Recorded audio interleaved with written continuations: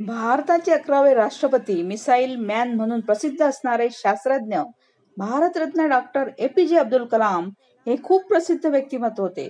त्यांचे संपूर्ण नाव अबुल पाकीर जैनुलाब्दीन अब्दुल कलाम आहे. त्यांचा जन्म तामिळनाडूत रामेश्वरम येथे 15 ऑक्टोबर 1931 रोजी झाला.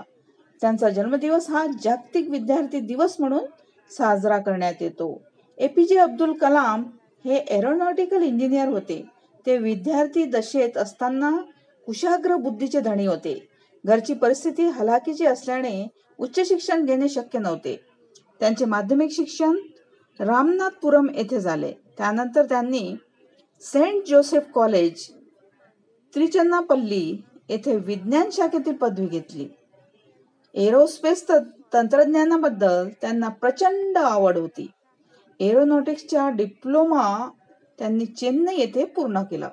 तो पूर्ण करण्यासाठी त्यांच्या बहिणीने स्वतःचे दागिने गहाण ठेवले होते.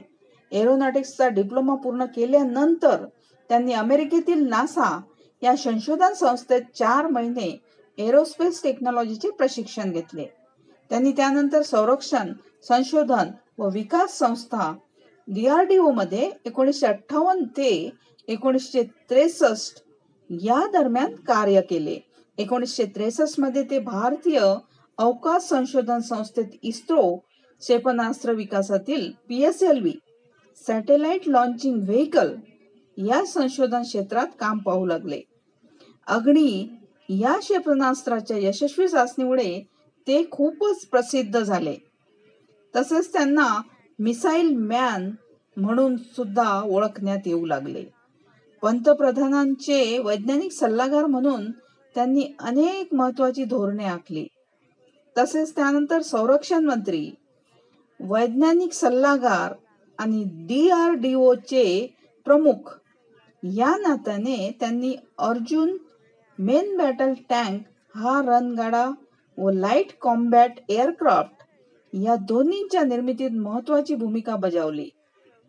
तसेच APJ अब्दुल कलाम यांनी भारतातील प्रमुख वैज्ञानिक म्हणून प्रसिद्ध होत चाललेले कलाम हे स्वभावाने खूपच साधे आणि संवेदनशील होते.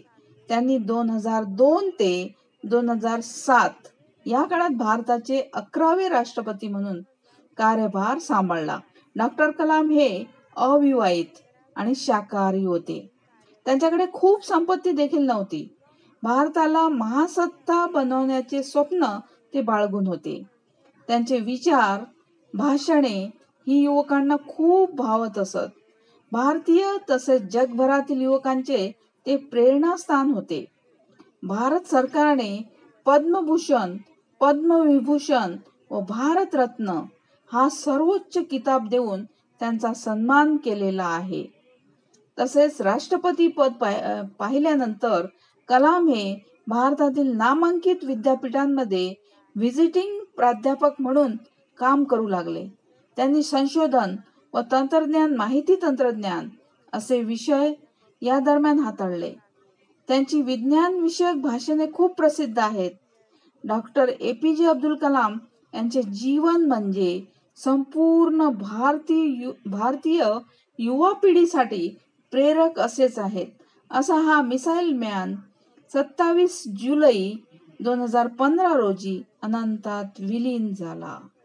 तर ही होती माहिती APJ अब्दुल कलाम यांच्याबद्दल संपूर्ण माहिती. थँक्यू.